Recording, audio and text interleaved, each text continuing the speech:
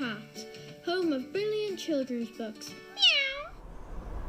Hello and welcome to another Tomser Cat Storytelling review. And my name's Mark Dorey, and today I am going to review Warbreaker by Brandon Sanderson. Now this book is a big tome. It's over 650 pages long, and I would say it's a young adult book, but it's definitely an adult book as well. It's maybe more of an adult book rather than a teenage book.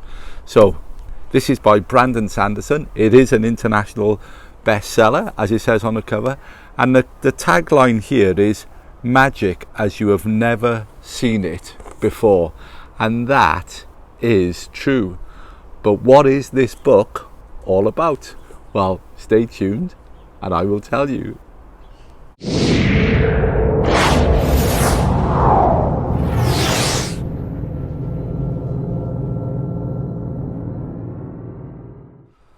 Okay, so just to give you a flavour of what this book is about, I'll just read the blurb on the back. Warbreaker is the story of two sisters who happen to be princesses. The God King, one of them, has to marry a lesser god and an immortal trying to undo the mistakes he's made of 100 years ago. Theirs is a world in which those who die in glory return as gods to live confined in a pantheon in Helendron's capital city. A world transformed by biochromatic magic, a power based on the essence known as breath. Using magic is arduous, and breath can only be collected as one unit at a time from individual people. But the rewards are great. By using breath and drawing upon the colour in everyday objects, all manner of miracles and mischief can be performed. So, there you go.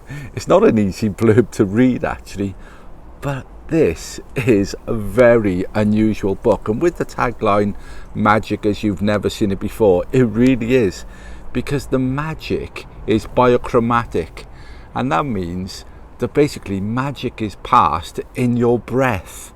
You give breath to something and you can cause things to come to life, but as you give breath, colour might drain from your clothes or from any items that you may have. So breath, this is not like a wizardy magic, this is a totally different magic. And you can actually get breath from other people. People can give you their breaths and become drab. They can become colourless, if you like, and hardly no personality. But this has what's called gods. It's really strange because they're not even gods as we think about. They are gods called the returned, which basically means if someone has died as a hero in valour, they come back as a returned, and they are called gods. They haven't really got divine power, but they have got lots of breath. They've got lots of this magic breath which they can use, which they never use unless they want to give it up for a good cause, and then they die.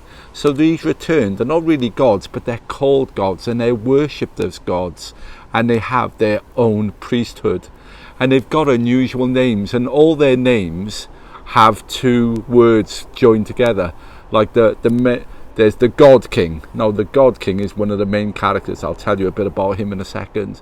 Now the God King is the ruler of the gods, but he's hardly ever visible outside of his own sort of pantheon, if you like. But all the other gods have unusual names like Love Song, Blush Weaver, All Mother, Peace Giver, and Calm Seer. And all of these gods, they're just lounging about with their own priests and everything else. But the main thrust of this story is between the two kingdoms of Idris and Helendron, where all the gods are. And Idris, as right at the start of the book, Idris has promised one of the daughters, one of the princesses, to be betrothed to the God King, who's the head of the gods. And this betrothal is a deal signed 20 years earlier between the two kings to stop war happening. And so the oldest sister, Vivenna, the Princess Vivenna, she's been pledged to be married to the God King. And so all her life she's prepared for going to a different country and being married when she's 20 to the God King. And her youngest sister, Ciri, is an irresponsible sister. She's carefree and everything you would ever want, if you like, not being confined to this role of being the God King's future wife and all that's expected of her in a foreign kingdom. But what happens right at the start of the book is the King of Idris sends the youngest daughter instead of the oldest daughter, who's trained for this all her life. He sends the youngest daughter to be the God King's wife. And I'm not going to go, I don't want to spoil it, but this is a very, very good story. And the main story focuses around the switching of these two girls, these two princesses' roles. The one who was supposed to be carefree is now the God King's wife, and the one who was trained to be the God King's wife now hasn't got a role.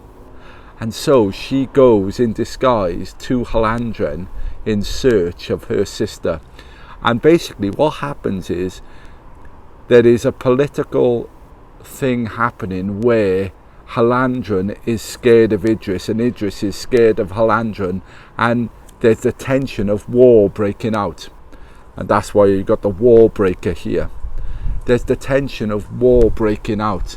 And can war be averted as basically this foreign princess comes to be the God King's wife to give him a new son who will be the new God King?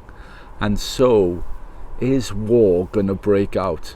So I'm not sure who this is on the cover. I've always wondered who this is on the cover.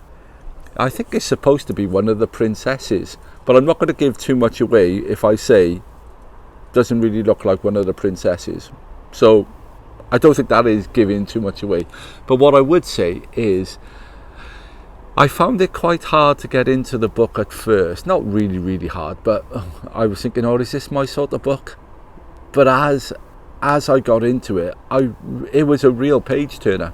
It was a real page turner. And the only thing I would say for me, and this is a personal thing, is it kept me turning the pages to the end. But at the end, I thought it came too quick.